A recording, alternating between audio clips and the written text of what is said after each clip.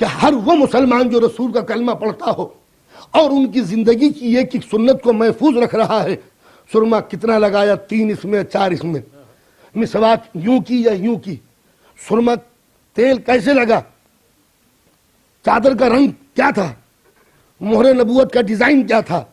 اٹھتے بیٹھتے سوتے جاگتے چلتے پھرتے کھاتے پیتے پہنتے نہاتے دھوتے، جس نے پوری رسول کی زندگی کو کتابوں میں محفوظ کر لیا، وہ مسلمان اس تبسم بے پایا کو اگر بھول گئے، اس مسرت بے حساب کو اگر بھول گئے، نبی کی اس بے حد خوشیوں کو اگر نظر انداز کر دیا اور یہ نہ سوچا کہ رسول کی سب سے بڑی مسرت کیا تھی، تو جب سرما لگانا سیرت ہو سکتی ہے تو نبی کا تبسم کی نقل کرنا کہ رسول ان کو دیکھ کے خوش ہوتے تھے، تو جو ان کا ذکر سن کے خوش نہ ہو سکے وہ کم از کم سیرت رسول کا زندہ کرنے والا تو نہیں ہو سکتا. ہاں وہ ہو سکتا ہے کہ جو رسول کو طعنہ دے رہے تھے کہ ہو الابتر، نبی لا ولد ہے، کوئی بیٹا نہیں ہے، تو یاد رکھیے جس وقت یہ تفسیر زندہ نہ اتری نبی کے گھر میں یا بیٹا ہو گیا تو جن جن کے چہرے اترے ہوں گے، جن جن کے چہرے پہ اداسی چھا گئی ہوگی، جن کا مستقبل ڈوب گیا ہوگا کوثر کی گہرائیوں میں، تو جیسی تکلیف ان کو پہنچتی ہے ویسی تکلیف ان کو پہنچتی ہے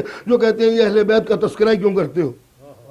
ہمارے رشتہ دار ہوتے تو کبھی نہ کرتے، تمہارے رسول کے عزیز ہیں اس لیے کر رہے ہیں. تو یہ وہ بچے کہ جنہوں نے بچپن میں نبوت کی آبرو رکھی. اور الہی کانسٹیٹیوشن یہ ہے کہ جو نبی کی عصمت کی گواہی دے منصب پر اسلام اس کو بٹھاتا ہے. لن تجد لسنت اللہ تبدیلا، اللہ کے قانون میں کوئی تبدیلی نہیں آیا کرتی. جناب یوسف کے دامن پر بدر دھبا لگا تھا، ضرورت پڑی گواہی کی تو گہوارے میں ایک بچہ بولنے لگا کہ یہ بے گناہ ہے. وقت گزر گیا، یوسف تخت پر بیٹھ گئے، ایک غلام سامنے سے گزر رہا تھا، نوجوان. آیت آئی یوسف اس نوجوان کو روک لو. روک لیا. یوسف اس کو اپنا وزیر بناؤ. حکم الہی وزیر بن گیا. وحی نے پوچھا جانتے ہو کون ہے؟ کہا نہیں معبود کون ہے؟ کہا یہ وہی بچہ ہے جس نے تمہاری نبوت کی گواہی دی تھی. تو معلوم ہوا کہ سیرت الہی یہ ہے کہ جو نبی کی آبرو بچاتا ہے وہی وزیر بنتا ہے. تو مسلمانوں اگر ہم کہتے ہیں کہ اگر یہ بچانے والے نہ ہوتے نبوت کے تو آج نبوت کہاں ہوتی؟ تو جب الہی دستور یہ ہے تو جو بھی نبوت کی گواہی دے اس کو منصبدار ہونا ہی چاہیے. تو جب تک رسول زندہ رہے حسن کو کبھی کاندھے میں بٹھایا، کبھی گود میں بٹھایا، مسلمانوں کو پہچلوایا. حسن 8 برس کے تھے کہ جو چاہنے والا رسول اس دنیا سے گزر گیا. بچے کا ذہن حقیقتوں کو سمجھنے والا. دور بدلا، نبی کے منبر پر کوئی اور آیا، سب بیٹھے ہوئے مگر مصلحتاً سب چپ ہیں. ایک مرتبہ یہ بچہ بولتا ہے اتر میرے باپ کے منبر سے. اللہ کی قسم اس بچے نے کس ادا سے کہا تھا کہ بیٹھنے والا نیچے اتر گیا. بچے کو گود میں لیا، پیار کیا.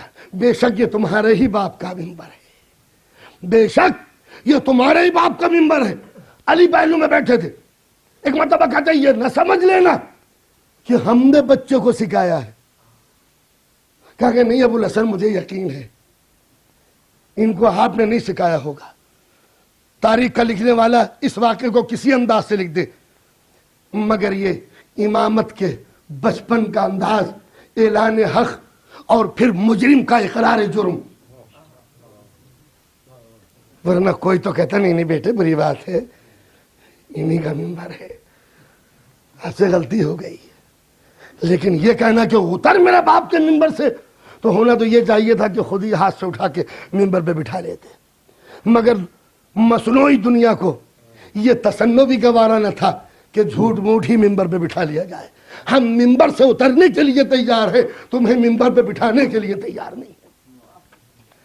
جس کو رسول کاندھے پہ بٹھا لیا کرتے تھے. تو یہ بچپن کا انداز ہے. اب وہ منظر بھی دیکھا ہوگا امام حسن نے 8 برس کا سین کہ اب گھر میں آگ کے شعلے بڑھ رہے ہیں. دنیا اکٹھی ہو گئی. معصومہ کہتے ہیں کہ اس میں حسن اور حسین بھی ہیں. آواز آتی ہے ہوا کریں. جن کے وجود نے کل اسلام بچایا تھا آج ان کا وجود اگر گھر میں ہے تو اس کا جواب یہی ہے کہ ہوا کریں. وقت بدلا, چاہنے والی ماں اب نہیں ہے دنیا میں. اب ایک باپ اکیلا, کوئی ساتھی نہیں ہے اس کا. دنیا کی نگاہیں بدل گئی. چند دوست تھے بس جو شروع سے لے کے آخر تک. ہزار طوفان آئے, ہزاروں زلزلے آئے, ہزاروں مصیبتیں آئیں, مگر یہ دوست, دنیا ٹل سکتی تھی مگر یہ دوست نہ ٹلے سوائے ان جانثاروں کے. امام حسن کی نگاہوں میں اب کوئی دوست نظر نہیں آتا. 25 برس گزر گئے, حسن یہی دیکھتے آئے کہ عداوت ظاہر ہے, مگر جب کسی نے سوال کیا دروازہ کھل گیا. ایسی مصیبتیں بھی آئی ہیں کہ جب اسٹیٹ کی آبرو خطرے میں تھی ایک نے سوال کر دیا کون ہے اسلام کا خلیفہ؟ کہا یہ. کہا لاؤ. کہا کیا؟ کہا یہ نہیں بتاؤں گا کہ کیا. لاؤ. کہا بتاؤ ہم دیں گے. کہا نہیں اگر ہو تو لاؤ. کہا کیا؟ کہا یہ نہیں بتاؤں گا. رسول نے یہی کہا تھا کہ جو میرا جانشین ہوگا وہ بغیر پوچھے بتا دے گا. کہا بتانا ہے تو سیدھی طرح بتاؤ ورنہ پھر ہمارے پاس گیٹ آؤٹ کے علاوہ اور کوئی حکم نہیں ہے. یہ شخص چلا تو یہ کہتا ہوا چلا کہ تم پر افسوس نہیں ہے, اس رسول صادق و امین پر افسوس ہے کہ جس نے مجھ سے وعدہ کیا وعدوں کو پورا نہ کیا. مسجد کے کونے سے آواز آئی تو اس جگہ پہنچا ہی کہاں ہے؟ اب ایک بوڑھا کمر جھکا ہوا سفید داڑھی کے بال ہاتھ پکڑے ہوئے جلے ہوئے دروازے پہ آ جاتا ہے. دروازہ کھلا, ایک فقیر ہے جو پھٹے ہوئے بوریے پہ بیٹھا ہوا قرآن لکھ رہا ہے. نظر اٹھا کے کہا بہت دنوں میں آذربائیجان سے آئے. آذربائیجان سے؟ کہا تم کیا جانو کہ آذربائیجان کا رہنے والا ہوں؟ کہا میں تو یہ بھی جانتا ہوں کہ رسول نے تجھ سے وعدہ کیا کیا تھا.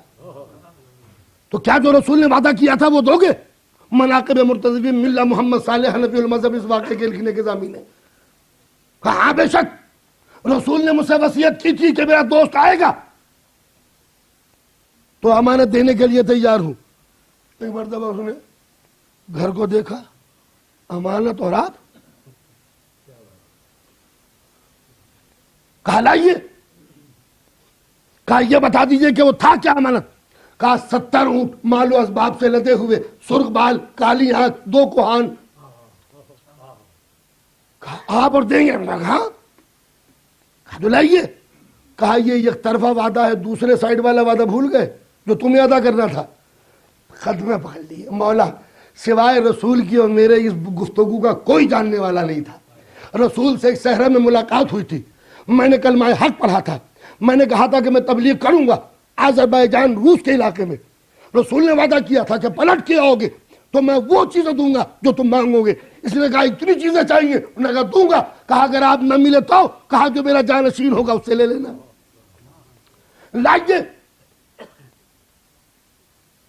تو اس نے کہا کہ مولا آذربائیجان کے قبیلے کو مسلمان بنا کے آیا ہوں, یہ رسول کا میرا ایگریمنٹ تھا کہ میں مسلمان بناؤں گا اور آپ یہ سامان دیں گے. ایک مرتبہ آواز دی حسن رسول کی وہ امانت جو تمہارے پاس ہے دے دو. اب ننھا سا حسن گھر سے باہر نکلا, یہ پہلی خلافت کا دور ہے.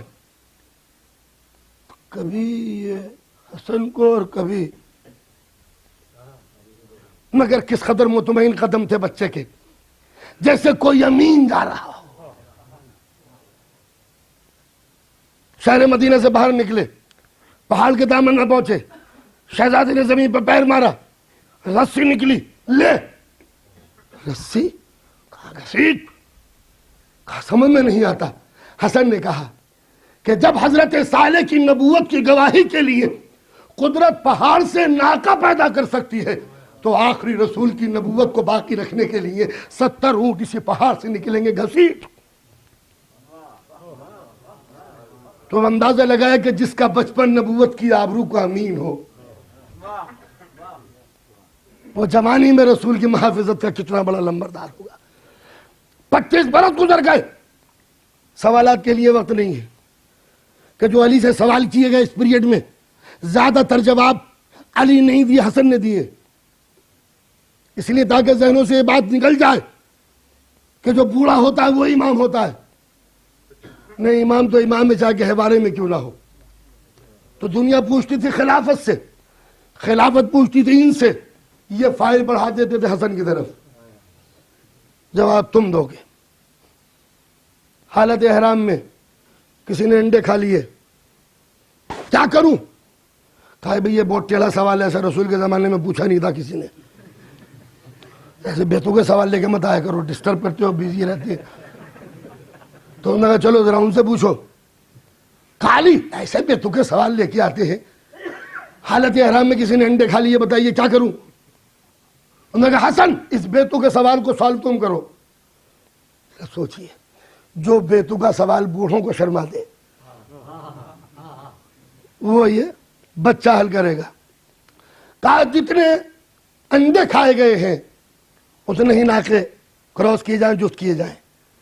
ان سے جو بچے پیدا ہوں وہ قربان کیے جائیں، نہر کیے جائیں.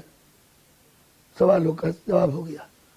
اب کس میں مجال تھی جو شقے نکالے یا کراس کوسچن کرے؟ علی نے کہا حسن کیا یہ ممکن ہے کہ ہر اونٹ کی مادہ بچہ دے دے؟ کہا کہ بابا کیا یہ ممکن ہے کہ ہر انڈے سے بچہ نکل آئے؟ جب انڈے گندے ہو سکتے ہیں تو حمل بھی ساقط ہو سکتی ہے. تو لہٰذا جو اس کا مسئلہ ہے وہ اس کا مسئلہ ہے. علی آگے بڑھے، بچے کو سینے سے لگایا، پیشانی پہ بوسہ دیا. یہ 9-10 برس کا حسن ہے.